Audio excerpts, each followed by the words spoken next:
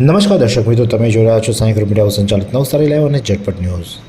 આજે નવસારીમાં એક રેલીનું આયોજન થયું હતું અને આ રેલી શાના માટે હતી કે આપણા અગાઉના દિવસોમાં જ્યારે લોકોને વીજળીની અછત વર્તાય અને તેવી પરિસ્થિતિનું નિર્માણ ન થાય તેને લઈને વીજળી બચાવના અભિયાન સાથે નવસારીના ગ્રીડ ખાતેથી જેટકો અને ડીજીવીસીએલના કર્મચારીઓ દ્વારા લોકોમાં જાગૃતિ આવે અને પાવર બચાવવા માટે લોકો આગળ આવે તે હેતુસર આ રેલીનું આયોજન કરવામાં આવ્યું હતું।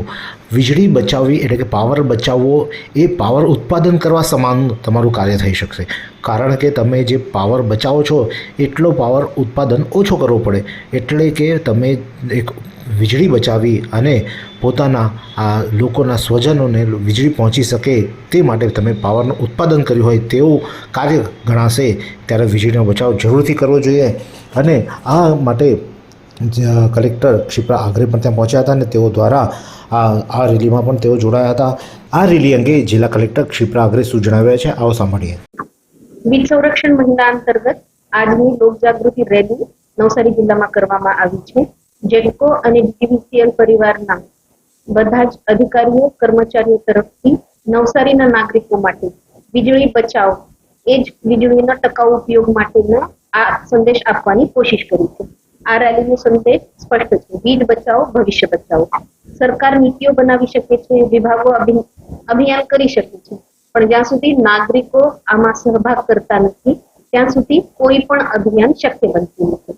માનનીય વડાપ્રધાનશ્રીએ આ બધા ઉપર અને નાગરિકોના ડહાપણ ઉપર એટલો વિશ્વાસ રાખ્યો છે કે કોઈ પણ સરકારી અભિયાન નાગરિકોનું પોતાનું અભિયાન બનતા સમય નહીં લાગે।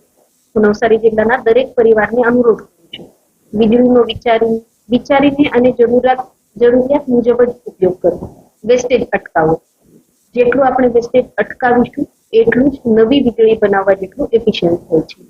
આ એકલું વીજળી સંબંધનું તો ઉર્જા ઉપયોગ સંદર્ભથી બધાને જાગૃત કરવાનું પ્રશ્ન છે। આપણે આજુબાજુમાં પર્યાવરણીય બદલોને આગળ જોઈએ છીએ ત્યારે વીજળી સંદર્ભે અને પોતાના કાર્બન ફૂટપ્રિન્ટ હોય કે ઉર્જા ઉપયોગ હોય એના સંદર્ભે આપણે બધાએ વિચારવું જોઈએ। હું આના બાબતે વ્યક્તિગત રીતે પગલાં લેવાની કોશિશ કરું છું। નાના પગલાં હોય છે, પાણીનો વેડફાટ અટકાવો તો આપણે બોર મોટર ઓછું કામ કરીએ, ઇલેક્ટ્રિસિટી લાઇટ્સ પંખાઓ બંધ કરીએ તો આપણે એનામાંથી વીજળી બચાવી શકીએ। વ્યક્તિગતથી સમાજ અને સમાજથી દેશ આપણે આ વીજળી બચાવના અભિયાનમાં જોડાઈએ। ધન્યવાદ। આ સુંદર સૃષ્ટિને નિહાળવા માટે હજારો લોકો પાસે દ્રષ્ટિ નથી અને એ ત્યારે જ શક્ય બને જ્યારે કોઈ ચક્ષુદાન કરે। તો તમારા સ્વજનો સાથે મળી એક સુનિશ્ચય લઈએ, ચક્ષુદાનને પરિવારની પરંપરા બનાવીએ। Visit Sant Punit Chakshu bank, Rotary eye institute Navsari. Call 7069006329। PN Patel, અધિક ઇજનેર જેટકો, શું જણાવી રહ્યા છે, આવો સાંભળીએ। મારું નામ પીએન પટેલ, અધિક્ષક ઇજનેર જેટકો નવસારી। આજરોજ 6/12/2025ના રોજ જેટકો અને ડીજીવીસીએલ સાથે રહીને નાગરિકો સુધી વીજ બચાવો અને વીજળીનો ઉપયોગ કેવી રીતે કરવો એ બાબતની રેલી કાઢવામાં આવી હતી। આ રેલીને સફળ બનાવવા માટે આપણે જિલ્લાના કલેક્ટર સાહેબ મેડમશ્રી પણ આ રેલીમાં જોડાયા હતા અને નવસારી જિલ્લાના તમામ નાગરિકો સુધી આ મેસેજ પહોંચાડવાનો અમારો એક હેતુ હતો કે વીજળીનો બચાવ એ એક વીજળીના ઉત્પાદન જેટલી જ વાત છે। એટલે આ રેલીના માધ્યમથી અમે આ તમામ લોકોને વિનંતી કરીએ છીએ, વીજળીનો ઉપયોગ આપણે સાચવીને કરીશું, એ આપણે આ વીજળીના ઉત્પાદન જેટલી જ બાબત છે। Thank you.